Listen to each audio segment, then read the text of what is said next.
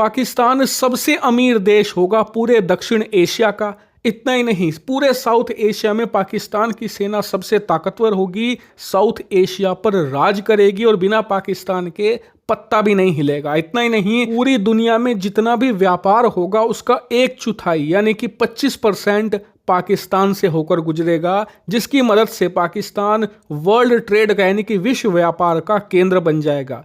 ये बड़े बड़े दावे किए गए थे चीन द्वारा जब इन्होंने पाकिस्तान में सीपैक की नींव रखी थी। और जैसा कि आप स्क्रीन पर देख सकते हैं, आज इसी सीपैक प्रोजेक्ट में जो सबसे बड़ा प्रोजेक्ट था ग्वादर बंदरगाह का, इस पर एक और शक्तिशाली हमला हो चुका है, जिसमें पाकिस्तान की मीडिया ने खुद कहा है कि हमारे 2 सैनिक अब तक मारे जा चुके हैं। और पिछले सिर्फ 5 दिनों के अंदर ही ये तीसरा शक्तिशाली हमला है जो सीपैक प्रोजेक्ट पर हो चुका है। और इस हमले का परिणाम क्या हुआ है? दरअसल पिछले 3 दिनों में हुए इन हमलों की वजह से चीनी कंपनियों ने सीपैक प्रोजेक्ट से जुड़े हुए एक के बाद एक तमाम प्रोजेक्ट को बंद करना शुरू कर दिया है। अब से 3 दिन पहले मैंने आपको खबर दी थी कि सीपैक का जो दूसरा सबसे बड़ा प्रोजेक्ट था, दासू डैम प्रोजेक्ट, जिसकी मदद से पूरे पाकिस्तान को सस्ती बिजली मिलने वाली थी, उस प्रोजेक्ट को बंद कर दिया गया था क्योंकि एक शक्तिशाली हमला हुआ दासू डैम प्रोजेक्ट पर और वहां पर 5 चीनी नागरिक मारे गए थे जो कि सभी इंजीनियर थे। और इस हमले से चीनी कंपनियां और चीन के जो वर्कर हैं इतने डरे हुए हैं। स्क्रीन पर आप देखिए,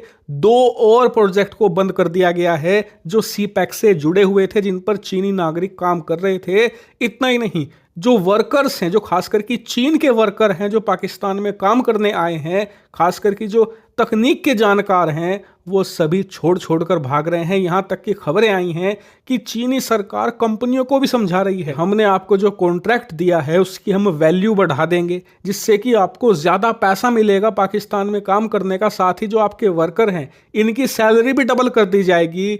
इसके बावजूद भी चीनी नागरिक पाकिस्तान में काम करने को तैयार नहीं है, क्योंकि सभी यही कह रहे हैं कि सर सलामत तो पगड़ी हजार। और इसी बीच आज एक और हमला ग्वादर बंदरगाह पर हो चुका है, जिस पर भारी मात्रा में चीनी नागरिक काम करते हैं। हालांकि ये खबर अभी तक नहीं आई है कि कोई चीनी नागरिक हताहत हुआ है या नहीं, लेकिन कम से कम उनकी सुरक्षा में तैनात 2 पाकिस्तानी सेना के जवान तो मारे जा ही चुके हैं। नहीं, बलोच विद्रोहियों ने यह भी ऐलान कर दिया है कि जो अभी हमने किया वो तो ट्रेलर है, पूरी पिक्चर अभी बाकी है। और जब तक चीन पूरी तरीके से सीपैक छोड़कर नहीं भाग जाता, खास करके ग्वादर बंदरगाह को, तो हम लगातार ये हमले चीनियों को टारगेट करते रहेंगे। इस बात से चीनी सरकार भी कहीं ना कहीं गुस्सा है कि पाकिस्तान की सेना की सबसे हाई सिक्योरिटी मिलने के बावजूद चीनी नागरिक पाकिस्तान में मारे जा रहे हैं।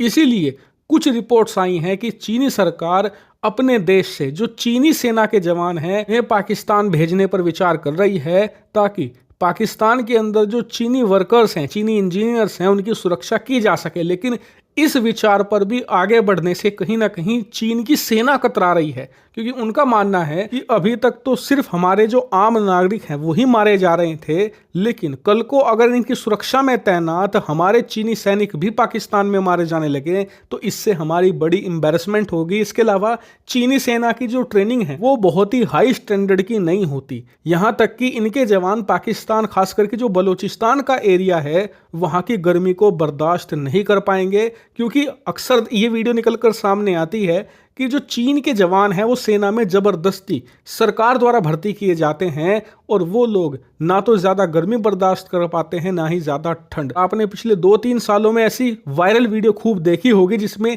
चीनी सेना के जवान लिटरली आंसू बहा रहे होते हैं, रो रहे होते हैं, क्योंकि उनकी तैनाती भारतीय सीमा के पास कर दी जाती है, जहां पर क्लाइमेट बहुत ही ज्यादा हार्श होता है, सांस लेना भी मुश्किल होता है। यही कारण है कि फिलहाल चीनी सेना अपने सैनिकों को पाकिस्तान भेजने से कतरा रही है। हालांकि जो भी इस मामले में आगे होगा मैं आपको जरूर खबर दूंगा। आप फिलहाल चैनल को सब्सक्राइब कर लें।